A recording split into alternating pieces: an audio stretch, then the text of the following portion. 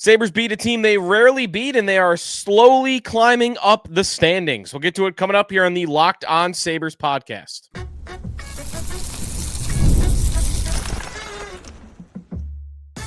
You're Locked On Sabres, your daily podcast on the Buffalo Sabres. Part of the Locked On Podcast Network, your team every day. What is up, everybody, and welcome into this Monday edition of the Locked On Sabres podcast. Thanks for making us your first listen every day. We are free and available wherever you get your podcast, part of the Locked On Podcast Network, now the #1 sports podcast network. You can watch the show on YouTube. Be sure to hit the like and subscribe button there. You could also become a part of our Locked On Sabres text club, and if you are not already, go to joinsubtext.com/LockedOnSabres. Today's episode is presented by FanDuel. Download the FanDuel app right now. Visit FanDuel.com and win $300 in bonus bets if your first $5 bet wins. Sneaky Joe DiBiase, the Sabres get the win on Sunday afternoon against the Carolina Hurricanes. The Bills off. Sabres slide into that 1 o'clock window on Sunday while you might have been watching some football too. And the Sabres put on a show. They did great at home. They have been awesome all year, and the last 2 games are absolutely representative of that. They have outscored in just their last 2 games the Blackhawks and the Hurricanes by a combined score of 13-4. It was a great weekend for the Sabres, and they are getting healthier. They are starting to jump over a couple of teams in the standings, and we enter a new week, and things are starting to look up a little bit. Maybe there is a light at the end of the tunnel that ends this year. We'll get to what the standings look like, what the lineup is beginning to look like, and what you could look forward to this week as well. But starting with the win over Carolina, the Sabres are now 8-4-2 at home this season. They have taken care of business when they are at KeyBank Center. And to be fair, they actually, to my surprise, they have actually done a job against the Hurricanes when they've been at home. The thing about Carolina, watching that game, and I'm thinking, like they never play this well against Carolina. And they were playing really well through the first 2 periods. The chances that they were generating, they were going toe-to-toe with what is probably the best team in the Eastern Conference right now. And the Sabres were skating with them. They were shooting with them. And I did find that even though the Sabres have not won in Carolina in almost a decade, it's been like 9 years since they've won in Carolina, they've actually done a good job winning 5 in a row now against Carolina when they have been at home. So maybe that's not the biggest, stunner, but that's a good hockey team that they just managed to beat. And the weird part about the Sabres in the last week is the only game they've really lost was the game against the bad team that they should have defeated in Calgary. Now, Calgary's actually won a couple games since then, so maybe that doesn't look as bad, but it looked bad at the time. You lose to Calgary, who was in last place in the NHL at the time. Otherwise, they have defeated in this stretch of winning 4 out of 5. That's where we're at now. 4 wins in 5 games. They've beaten the Red Wings, who are #1 in the Atlantic Division at the moment. They've beaten the Oilers, who are not off to a great start and are actually not even in a playoff spot, but they're the Oilers, and it's McDavid and it's Draisaitl. It's a good team, talented team. You beat them. Chicago, who's having a little bit of a bounce-back year here. They've actually lost 3 in a row, but I think they were in a playoff spot at the time when the Sabres played them. And then you beat Carolina, who's in first place in the Eastern Conference. So some good teams that they have put away while they were at home here. And then that Red Wings game, of course, was on the road. So a good job to kind of get back into the season. And in this game against the Hurricanes, I wouldn't say it was really a well-balanced effort. 4 lines through. I mean, there were moments.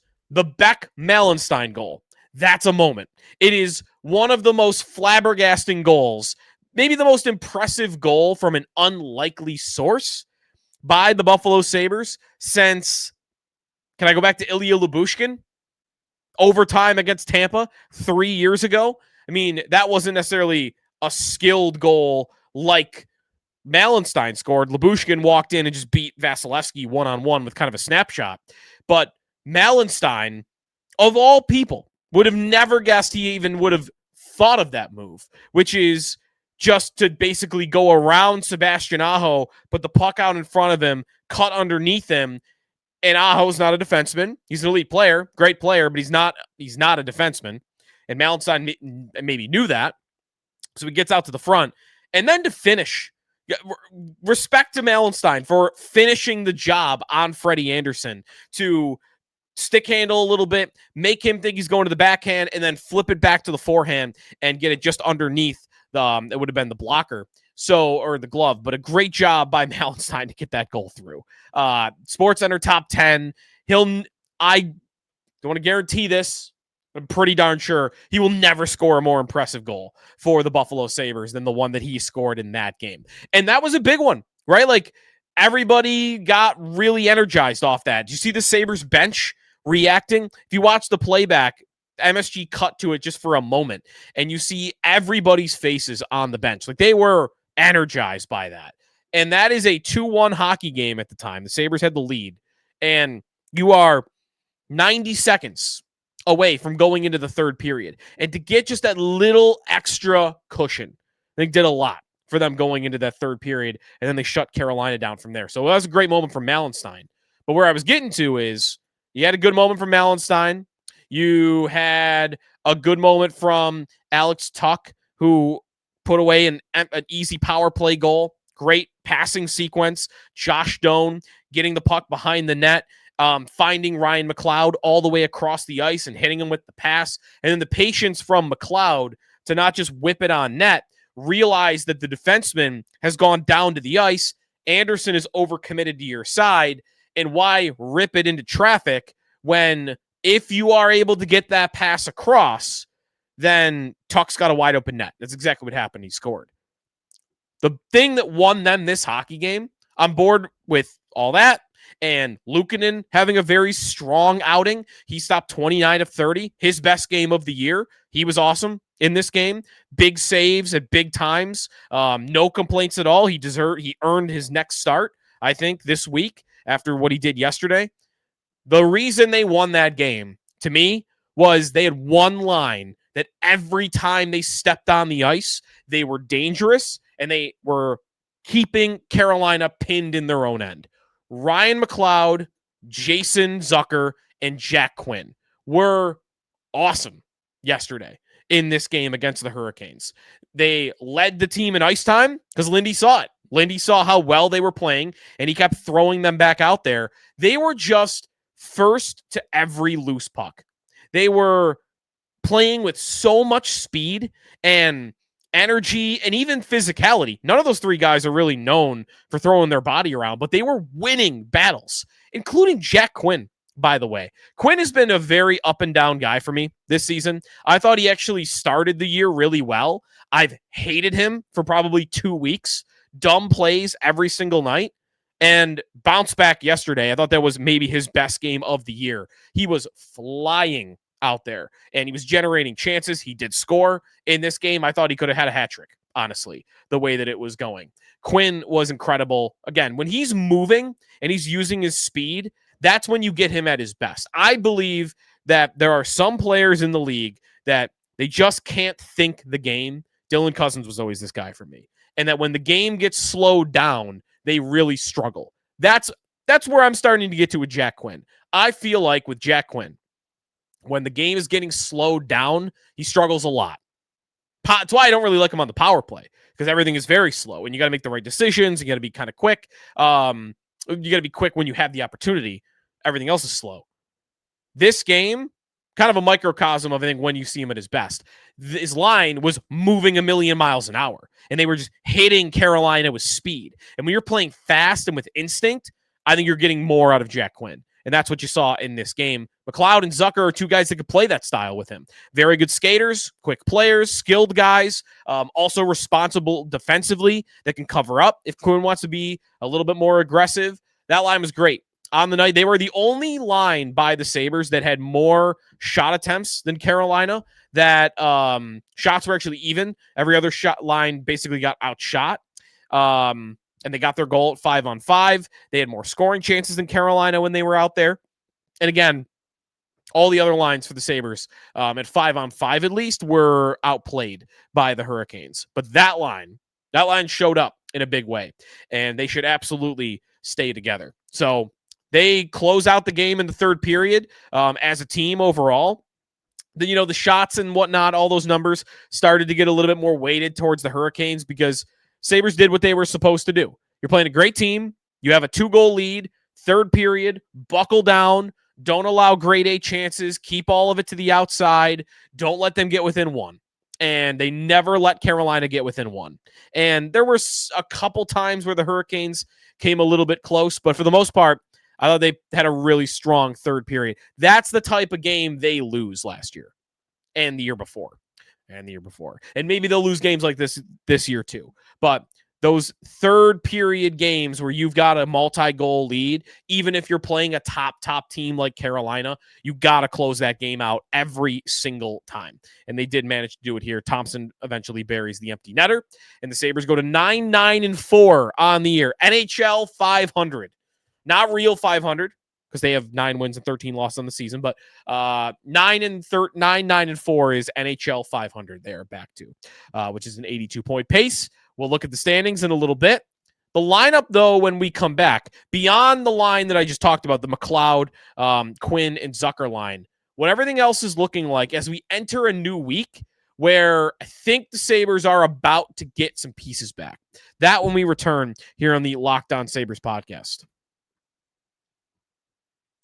Today's episode of Locked On Sabres is presented by Gametime. Hockey season's here. Nothing beats being in the arena. Let's be real. Getting tickets, though, can be a total headache. Whether it's waiting in queues, the surprise fees, prices that will jump right before checkout. That's the worst, where it says one price and you get to checkout and it's a totally different one. It's easy to get frustrated when all you want to do is go cheer on your team. That's where Gametime comes in, the app that gives fans the advantage. It's your ultimate life hack for scoring amazing NHL tickets fast, easy, and stress-free. If you want to see your favorite team play, this is the place to do it. Again, I like seeing what you're going to pay. That's the price. You're going to see it as you're scrolling through and you're looking through different sections, and then you're going to hit checkout, and there's going to be no hidden fees. It's going to be exactly what you were anticipating. Zone deals, that's a big game changer. You pick the section, Gametime will pick your seats, and you save big. You can find tickets for under $25. Take the guesswork out of buying tickets with Gametime. Download the Gametime app, create an account, use code LOCKEDONNHL for $20 off your first purchase. Terms apply. It's code LOCKEDONNHL for $20 off. Swipe, tap, ticket, go. Back here on the Locked On Sabres podcast, 9-9-4. Sabres are starting to climb the standings a little bit. We'll get to that, though, in a minute. The lineup. I want to get to what's coming up this week because now that they've kind of fought their way back into the season, and they can maybe get themselves into a real race here, we're going to have to look at who the opponents are and what the lineup is going to look like, because they could have a shot here to get back into it quick. This week, Wednesday night at Pittsburgh against the Penguins, 7 o'clock. Friday night on the other side of Thanksgiving, they are home to play the New Jersey Devils. That's always a fun game, right? That first Friday night home game after Thanksgiving. They love being home on that night every year. This year, it's a 4 o'clock game against New Jersey. And then Saturday night, they are back on the road in Minnesota. So, road games coming up this week. Listen, if the Sabres are going to be in a playoff race this year, they're going to have to win some road games. They are right now one of only 3 teams in the entire NHL that only have one road win.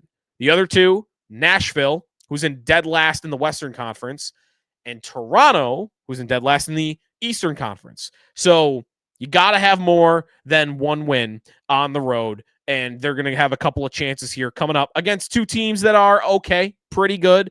Pittsburgh is off to a little bit of a better start this year than I would have anticipated, and Minnesota is a good team as well. They've actually won 5 in a row at this point. So not the easiest of opponents, but not the hardest opponents either, and you get that New Jersey game sandwiched in between. The lineup, though, is really what's giving me more optimism, because this week we might see the Buffalo Sabres at full health, almost full health, healthiest they've been all year this week.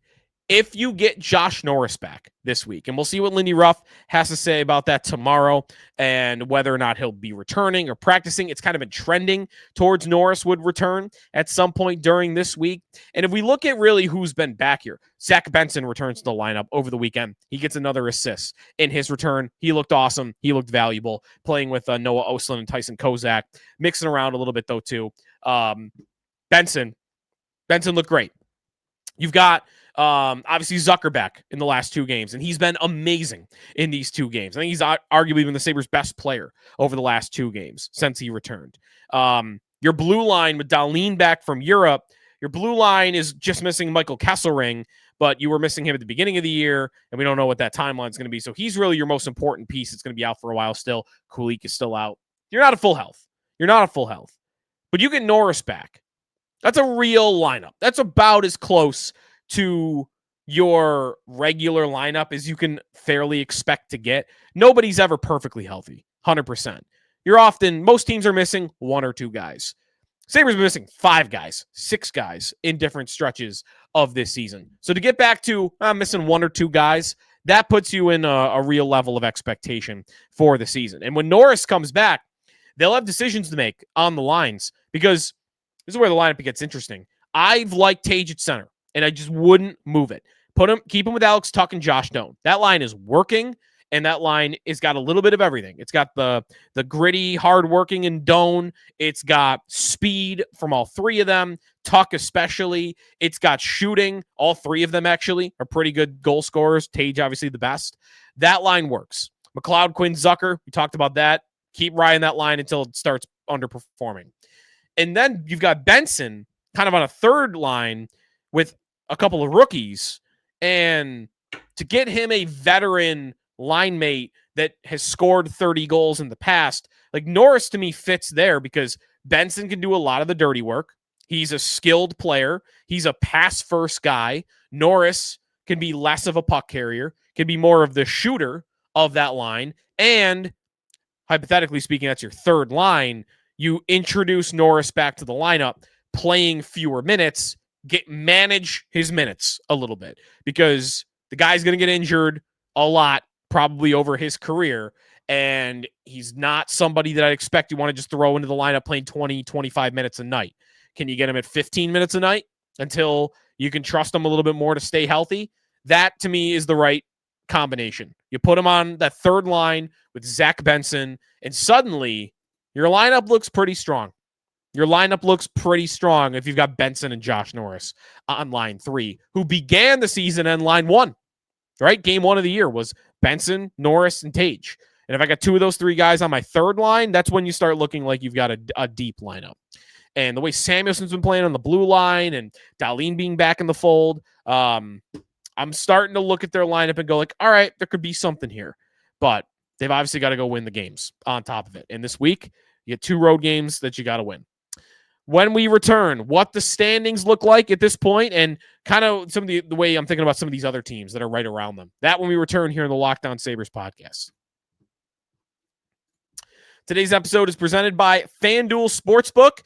NHL's back, NBA's back, football, no better place to get in on all the action than FanDuel, the official sports betting partner of the NBA. So even if you do miss the start of the game, or maybe you want to just ride the hot hand, FanDuel is live bets on everything from who's going to score next to third period comebacks and plenty more. Plus, you can even combine your live bets into a same game parlay for a shot at a bigger payout. Keeps every game more exciting, especially when your team's making that late push. Right now, FanDuel's giving new customers $300 in bonus bets when your first $5 bet wins. So head to FanDuel.com, sign up, play your game with FanDuel, the official sports betting partner of the NBA.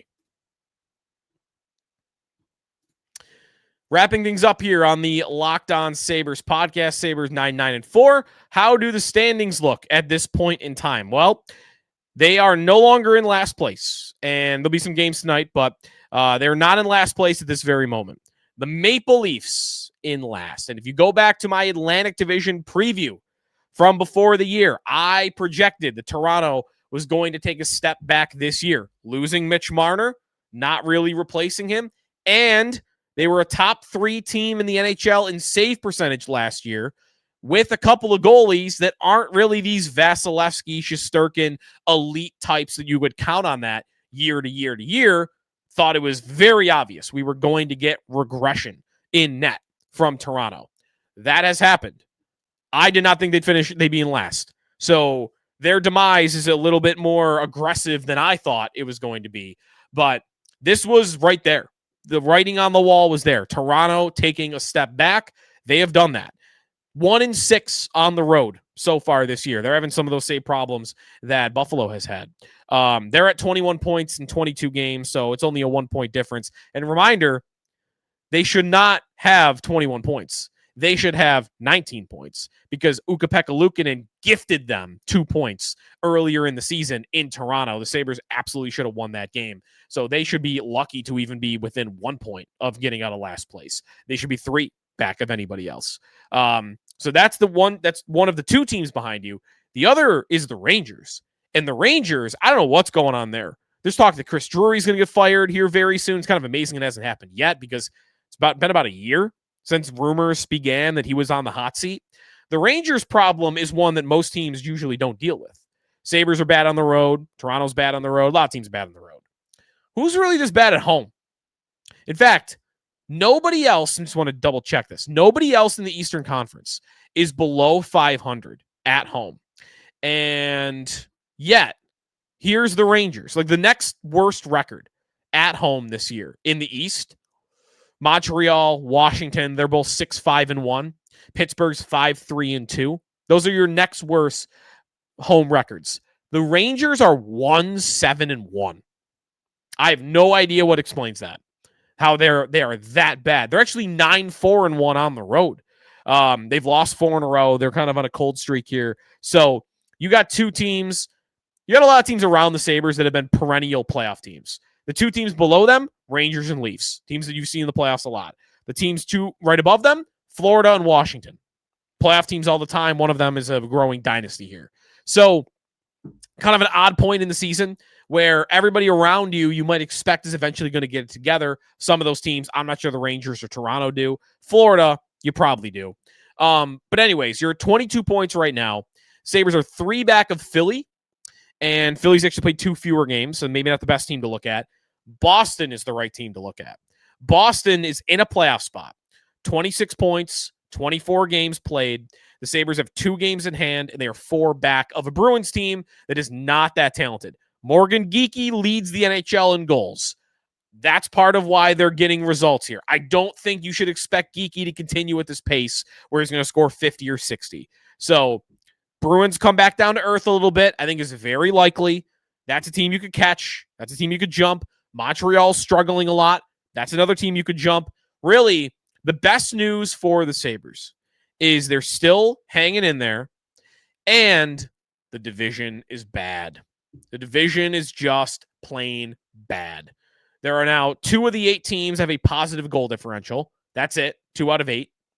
And right now, the Red Wings sit in first place at 13-8-1, 27 points. So, first in the division is only 5 above the Sabres. And the Red Wings just do not strike me as a team that is going to maintain this. They do this every year. They have a hot start. They get into a playoff spot. They have a slump in the middle of the year, and then they kind of fall apart. That's Detroit. So I think the Sabres could absolutely catch the Red Wings and make up a 5-point gap.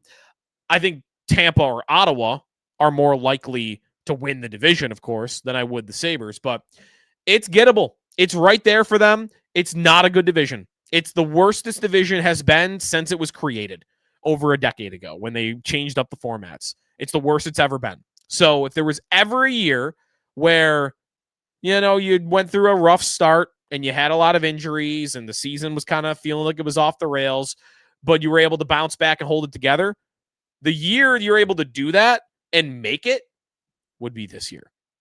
Other years, you have a bad month, good night. The division is too good. Everyone's above 100 points. You can't do it. This is the year where you might be able to afford that. The Sabres can't afford doing it again. They've already done it once. They already had the tough month. November, mostly. But if they can be on a 95 to 100 point pace from here on out which is a good team, it's not the best team, it's a good team, then I think they should be a playoff team. All right, that's going to do it for us today here on the Locked On Sabres podcast. If you do want more round the league talk, be sure to check out Locked On NHL Game Night. They got you covered every night till we get to the playoffs and the Stanley Cup champion is crowned. That is available wherever you get your podcast and also on YouTube. We will talk to you tomorrow as we inch closer to Sabres and Penguins, which is a Wednesday night game. We'll start to look at Pittsburgh a little bit. So stay tuned for that. And we'll talk to you tomorrow here on the Locked On Sabres podcast, part of the Locked On Podcast Network, your team every day.